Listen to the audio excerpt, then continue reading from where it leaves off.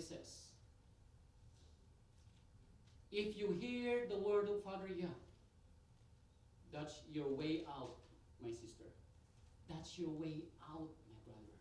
Because it says, the people which sat in the darkness saw great light.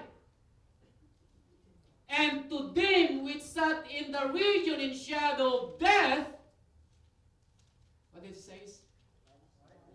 Light sprung up.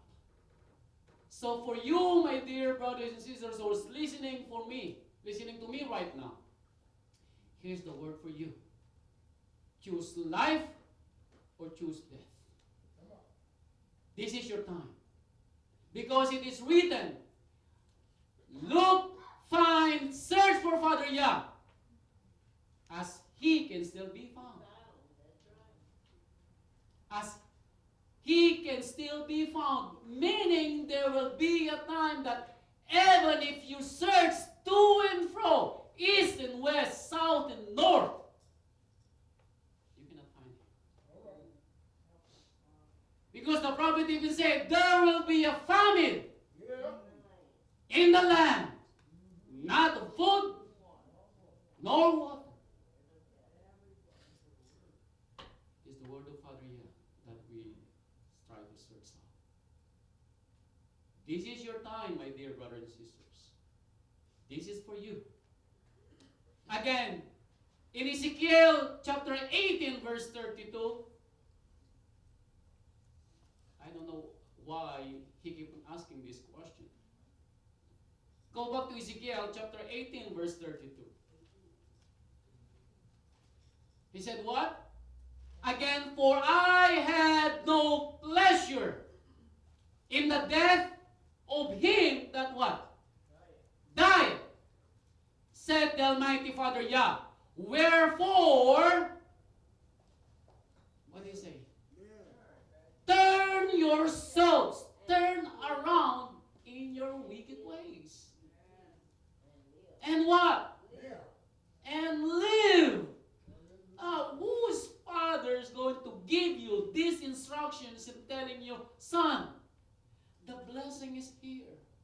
All you have to do is turn around and I will bless thee.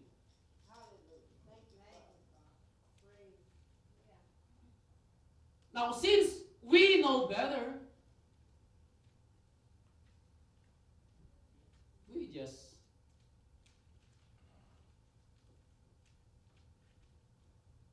do nothing and continues with our doing.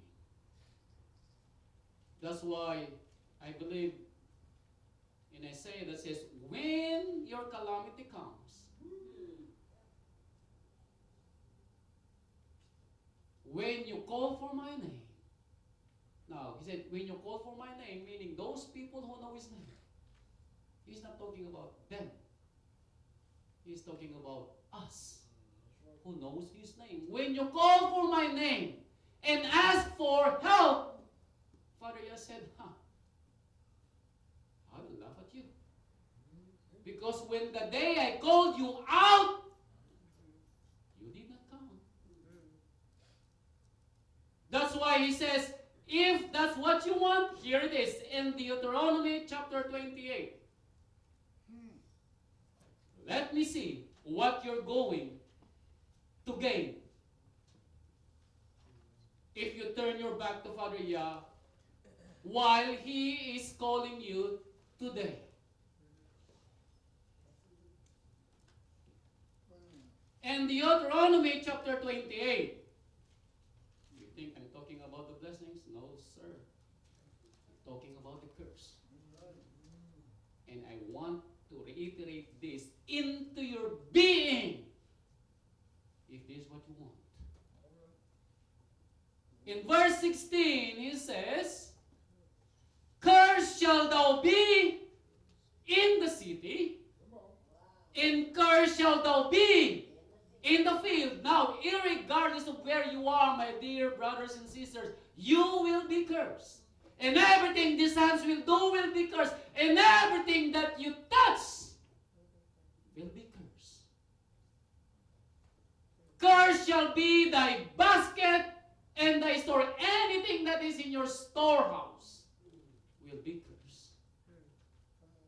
Cursed shall be the fruit of thy body, even your own children.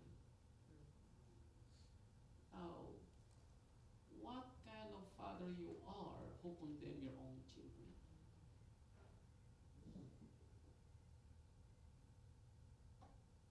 And the fruit of thy land, the increase of thy kine, and the flocks of thy sheep. Cursed shall thou be when thou comes in, and cursed shall thou be when it goes out. Is this what you want?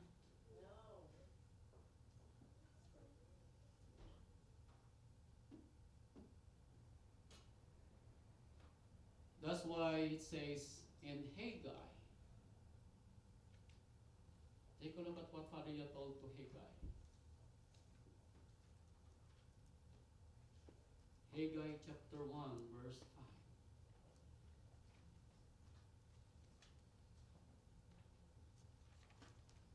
5. Father Yah said to Haggai, those people think that Haggai is a minor prophet.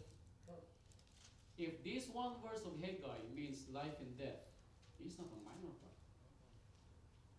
Haggai 1:5 says, now therefore said who? The Almighty Father Yah, who made you and me. Consider your ways. Now imagine that thing. Consider your ways, son. Go back. Take a look at your life. Consider your ways. Consider the blessing I've given you so far. Now, do you remember David? David has everything in his lifetime.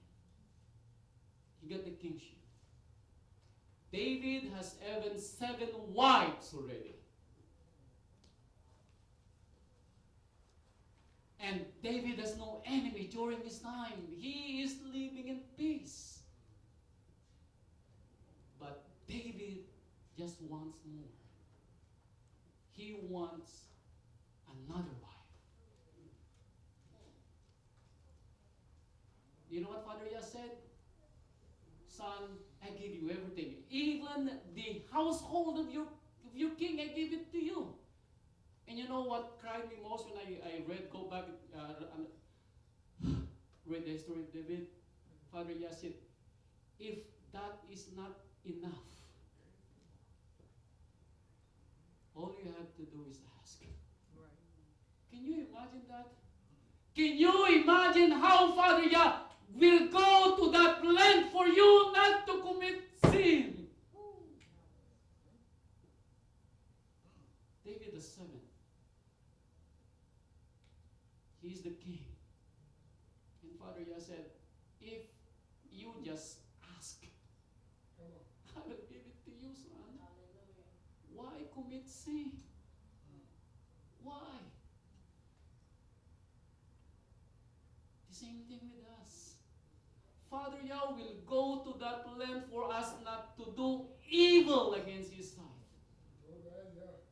I believe he is going to send messengers and messengers into your ways before you commit that sin. I believe that so. Because that's how much he loves us. Because remember, his son died for you. What's the point of his son dying in that stake if not for you?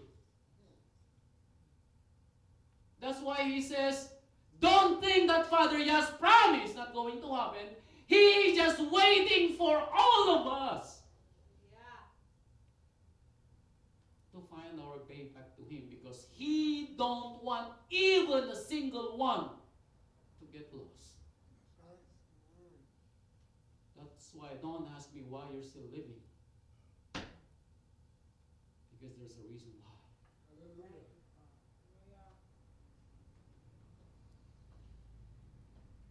You, verse 6, you have sown much, and yet bring in little.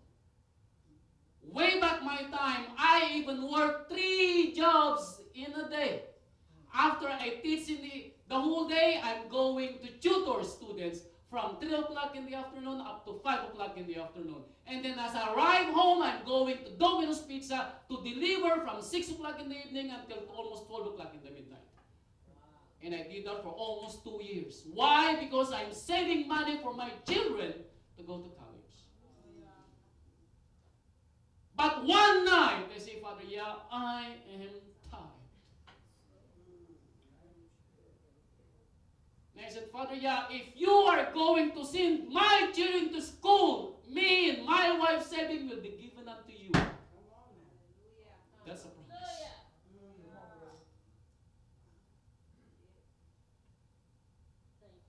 Did he do? Yes, he did. Much more. He didn't only send our children free college, they even received money to help us sometimes to do work in the Philippines. Because that's how he loves you. That's how he loves us. All we have to do is ask. All we have to do is ask. I want you to feel what I feel right now. How he is so blessed in our life.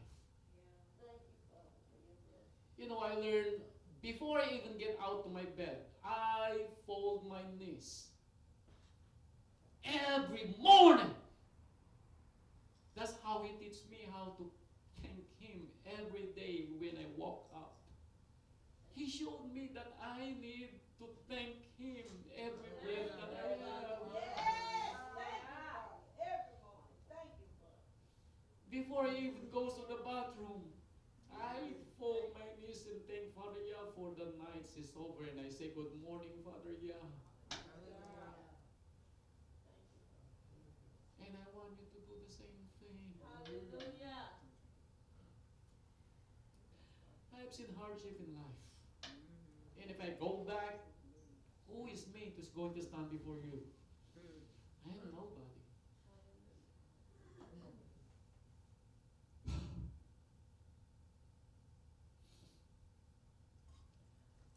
You sow so much and you bring in little. You eat, but you have not enough.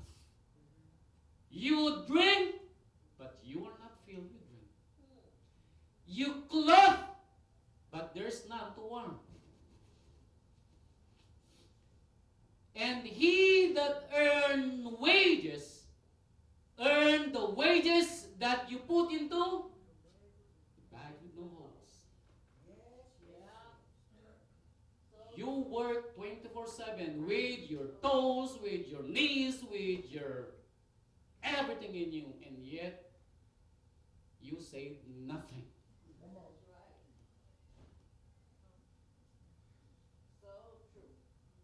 You buy nothing. Is that what you want to live in this life? Father, you have put us in this world to do something. I want you to understand that. There is a reason why you are in this world. Father, he has put you in a reason.